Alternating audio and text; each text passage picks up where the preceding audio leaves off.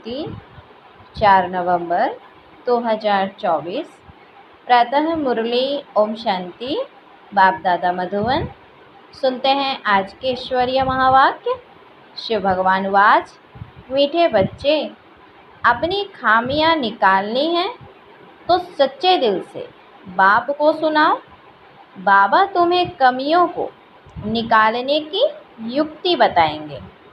आज बाबा ने बोला, मीठे बच्चे, अपनी खामियां निकालनी हैं तो सच्चे दिल से बाप को सुनाओ। बाबा तुम्हें कमियों को निकालने की युक्ति बताएंगे। आज का प्रश्न है, बाप की करंट किन बच्चों को मिलती है? क्या पूछा बाबा ने कि बाप की करंट किन बच्चों को मिलती है? उत्तर है, जो बच्चे ईमानदारी से सर्जन को अपनी बीमारी सुना देते हैं। बाबा उन्हें दृष्टि देता। बाबा को उन बच्चों पर बहुत तरस पड़ता है। अंदर में आता, इस बच्चे का यह भूत निकल जाए। बाबा उन्हें करंट देता है। बाबा ने कहा कि शिव बाबा उन्हें करंट देता है। अच्छा, सुनते हैं मुरली को विस्तार से। ओम शांति, ओम शांति। बाप बच्चों से पूछते हैं, हर एक बच्चे को अपने से पूछना है कि बाप से कुछ मिला? शिव बाप से कुछ मिला? बाबा कहते किस किस चीज में कमी है? हर एक को अपने अंदर झांकना है। जैसे नारद का मिसाल है, उनको कहा, तुम अपनी शकल आईने में देखो, लक्ष्मी को वरने लायक हैं? तो बाप भी तुम बच्चों से पूछते हो, क्या समझते हो? लक्ष्मी को वरने लायक बने हो? अगर नहीं तो क्या क्या खामियां हैं जिनको निकालने के लिए बच्चे पुरुषार्थ करते हैं? खामियों को निकालने का पुरुषार्थ करते ही नहीं है। खामियों को निकालने का पुरुषार्थ करते ही नहीं है। कोई तो पुरुषार्थ करते रहते हैं। नए बच्चों को यह समझाया जाता है कि अपने अंदर में देखो, कोई खामी तो नहीं है, क्योंकि तुम सबको परफेक्ट बनना है। क्या बोला बाबा ने कि भगवान चाहते हैं मेरे सब बच्चे परफेक्ट हो, एकदम नंबर 1 राजा बच्चे। तो बाबा ने कहा क्योंकि तुम सबको परफेक्ट बनना है। बाप आते हैं परफेक्ट बनाने के लिए, इसीलिए एम ऑब्जेक्ट का चित्र भी सामने रखा है। अपने अंदर से पूछो, हम इन जैसे परफेक्ट बने हैं? वह जिस्मानी विद्या पढ़ाने वाले टीचर आदि तो इस समय सब विकारी हैं। बाबा ने कहा कि वह जिस्मानी विद्या पढ़ाने वाले टीचर आदि तो इस समय सब विकारी हैं। यह लक्ष्मी नारायण संपूर्ण निर्विकारियों का सैंपल है। आधा कल तुमने इन्हों की महिमा की है, तो अब अपने से पूछो, हमारे में क्या क्या खामियां हैं जिनको निकाल हम अपनी उन्नति करें और बाप को बतावे कि बाबा यह खामी है जो हमसे निकलती नहीं है। बाबा, हमें ये खामी है जो हमसे नहीं निकलती है, कोई उपाय बताओ। बीमारी सर्जन द्वारा ही छूट सकती है। कोई नायब सर्जन भी होशियार होते हैं। डॉक्टर से कंपाउंडर सीखते हैं, होशियार डॉक्टर बन जाते हैं। तो ईमानदारी से अपनी जांच करो। आज बाबा ने बच्चों को अपनी जांच करने के लिए बोला कि मेरे में क्या क्या खामियां हैं, जिस कारण मैं समझता हूँ कि यह पद नहीं पा सकूँगा, तो स्वयं में चेक करना है। बाप तो कहेंगे ना, तुम इन जैसा बन सकते हो। खामियां बताएं तब बाबा राय दे। बीमारियां तो बहुत हैं, बहुतों में खामियां हैं। कोई में बहुत क्रोध है, लोभ है, उन्हें ज्ञान की धारणा नहीं हो सकती है। जो कोई को धारणा करा सके, जिसमें धारणा नहीं होगी वो दूसरों को धारणा कैसे कराएगा? तो बाप रोज बहुत समझाते हैं। वास्तव में इतनी समझाने की जरूरत नहीं दिखती, मंत्र का अर्थ बाप समझा देते हैं। बाप तो एक ही है, बेहद के बाप को याद करना है और उनसे यह वर्षा पाकर हमको ऐसा बनना है। और स्कूलों में 5 विकारों को जीतने की बात ही नहीं होती। बाबा कहते हैं यह बात अभी ही होती है जो बाप आकर समझाते हैं। तुम्हारे में जो भूत हैं, जो दुख देते हैं, उनका वर्णन करेंगे तो उनको निकालने की बाप युक्ति बताएंगे। बाबा यह भूत हमको तंग करते हैं। भूत निकालने वाले के आगे वर्णन किया जाता है ना, तुम्हारे में कोई वह भूत नहीं।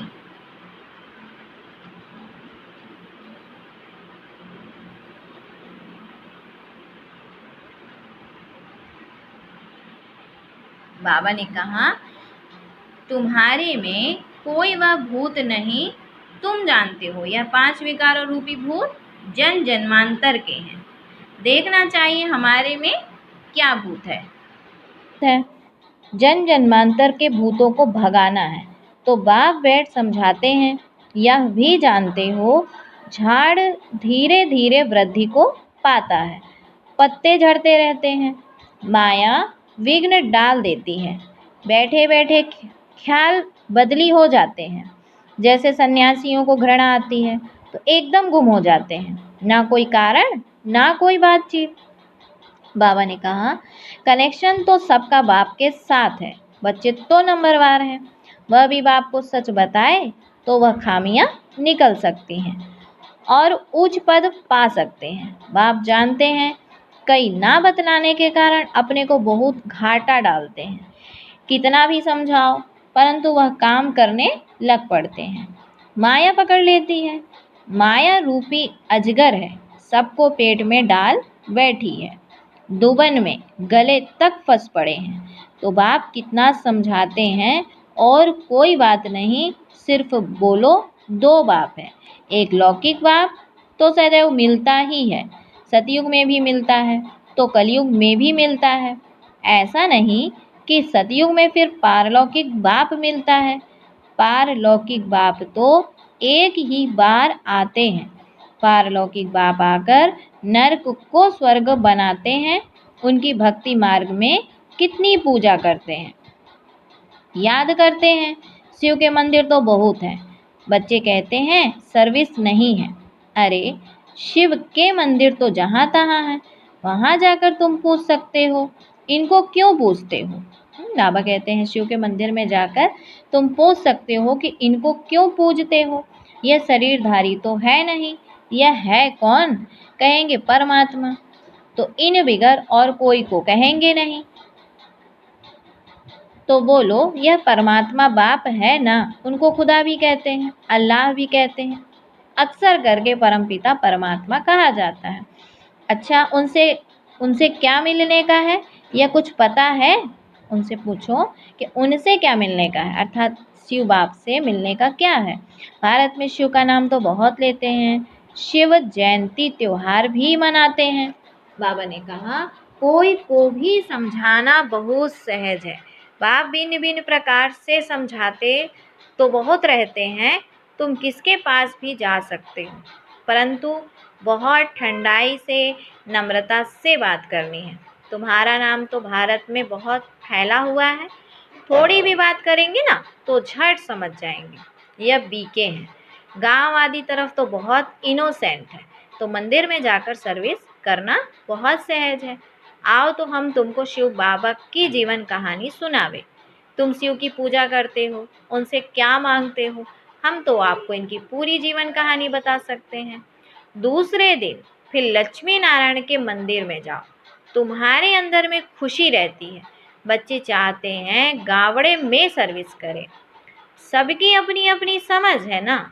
तो बाप कहते हैं पहले पहले जाओ शिव बाबा के मंदिर में, फिर लक्ष्मी नारायण के मंदिर में जाकर पूछो इन्हों को यह वर्षा कैसे मिला हुआ है। आओ तो हम आपको इन देवी देवताओं के 84 जन्मों की कहानी सुनाएं। गांव वालों को भी जगाना है, तुम जाकर प्यार से समझाएंगे तुम आत्मा हो, आत्मा ही बात करती है, यह शरीर तो खत्म हो जाने वाला है। अब हम आत्माओं को पावन बन बाप के पास जाना है। तो बाप कहते हैं मुझे याद करो, तो सुनने से ही उनको कशिश होगी। जितना तुम देही अभिमानी होंगे उतना तुम्हारे में कशिश आएगी। अभी इतना तुम, बाबा कहते अभी इतना इस देह आदि से, पुरानी दुनिया से पूरा वैराग्य नहीं आया है। या तो जानते हो यह पुराना चोला छोड़ना है, इसमें क्या ममत्व रखना है। शरीर होते शरीर में कोई ममत्व नहीं होना चाहिए, अंदर में यही तात रहे। अब हम आत्माएं पावन बनकर अपने घर जाए, फिर यह भी दिल होती है ऐसे बाबा को कैसे छोड़े। ऐसे बाबा तो फिर कभी मिलेगा नहीं। तो ऐसे ऐसे ख्याल करने से बाप की याद आएगा, घर भी याद आएगा। अब हम घर जाते हैं। पूरे 84 जन्म पूरे हुए, भल दिन में अपना धंधा आदि करो। बाबा ने कहा भल दिन में अपना धंधा आदि करो। गृहस्थ व्यवहार में रहना ही है, उसमें रहते हुए भी तुम बुद्धि में यह रखो कि यह तो सब कुछ खत्म होना है। अभी हमको वापस अपने घर जाना है। बाप ने कहा है गृहस्थ व्यवहार में भी जरूर रहना है, नहीं तो कहाँ जाएंगे। धंधा आदि करो, बुद्धि में ही याद रहे यह तो सब कुछ विनाश होने का है। पहले हम घर जाएंगे, फिर सुख धाम में आएंगे। जो भी टाइम मिले अपने से बातें करनी चाहिए। बहुत टाइम है, 8 घंटा धंधा आदि करो, 8 घंटा आराम भी करो। बाकी 8 घंटा या बाप से रूरिहान कर फिर जाकर रूहानी सर्विस करनी है। जितना भी समय मिले शिव बाबा के मंदिर में, लक्ष्मी नारायण के मंदिर में जाकर सर्विस करो। मंदिर तो तुमको बहुत मिलेंगे, तुम कहाँ भी जाएंगे तो शिव का मंदिर जरूर होगा। तुम बच्चों के लिए मुख्य है याद की यात्रा। याद में अच्छी रीति रहेंगे तो तुम जो भी मांगो मिल सकता है। क्या बोला आज बाबा ने कि याद में अच्छी रीति रहेंगे तो तुम जो भी मांगो मिल सकता है। प्रकृति दासी बन जाती है, उनकी शक्ल आदि भी ऐसे खींचने वाली रहती है, कुछ भी मांगने की दरकार नहीं। उनकी शक्ल आदि भी ऐसे खींचने वाली रहती है, कुछ भी मांगने की दरकार नहीं। सन्यासियों में भी कोई कोई पक्के रहते हैं, बस ऐसे निश्चय से बैठते हैं हम ब्रह्म में जाकर लीन होंगे। इस निश्चय में बहुत पक्के रहते हैं। उन्हों का अभ्यास होता है कि हम इस शरीर को छोड़ जाते हैं, परंतु वह तो रॉन्ग रास्ते पर है। बड़ी मेहनत करते हैं ब्रह्म में लीन होने के लिए, भक्ति में दीदार के लिए कितनी मेहनत करते हैं, जीवन भी दे देते हैं। आत्मघात नहीं होता, जीव घात होता है। बाबा कहते आत्मा तो है ही, वह जाकर दूसरा जीवन अर्थात शरीर ले लेती है। तो तुम बच्चे सर्विस का अच्छी रीति शौक रखो तो बाप भी याद आवे। यहाँ भी मंदिर आदि बहुत है। तुम योग में पूरा रहकर किसको कुछ भी कहेंगे कोई विचार नहीं आएगा। योग वाले का तीर पूरा लगेगा। तुम बहुत सर्विस कर सकते हो, कोशिश करके देखो, परंतु पहले अपने अंदर को देखना है। हमारे में कोई माया का भूत तो नहीं है। माया के भूत वाले थोड़े ही सक्सेस हो सकते हैं। सर्विस तो बहुत है, बाबा तो नहीं जा सकते ना, क्योंकि बाबा तो नहीं जा सकते ना क्योंकि बाप साथ में है। बाप को हम कहाँ किचड़े में ले जावे, किसके साथ बोले।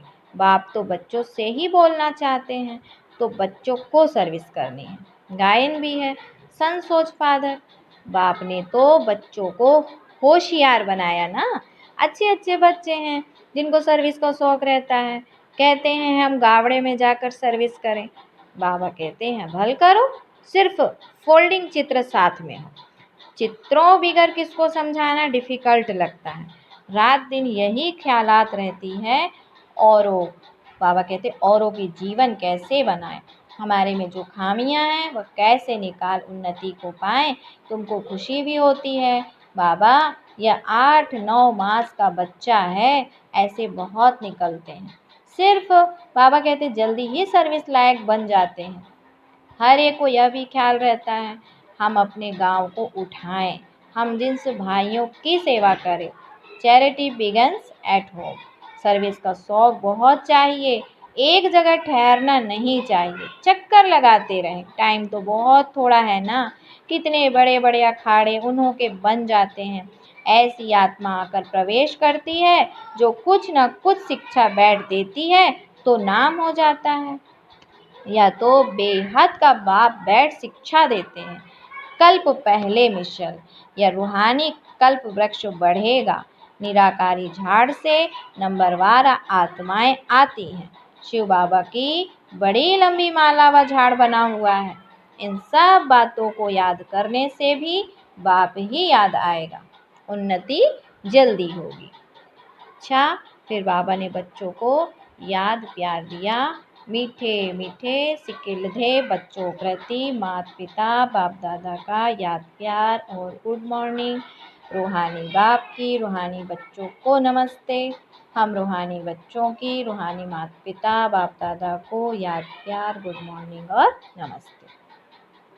फिर है दुनिया के लिए मुख्य सार। पहला पॉइंट है कम से कम बाबा ने कहा 8 घंटा बाप से रूह रिहान कर बड़ी ठंडाई व नम्रता से रूहानी सर्विस करनी है।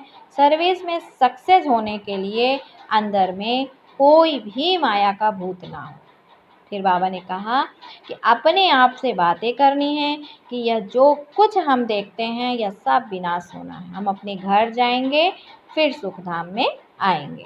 फिर बाबा ने बच्चों को वरदान दिया, अटल निश्चय द्वारा सहज विजय का अनुभव करने वाले सदा हर्षित निश्चिंत भव।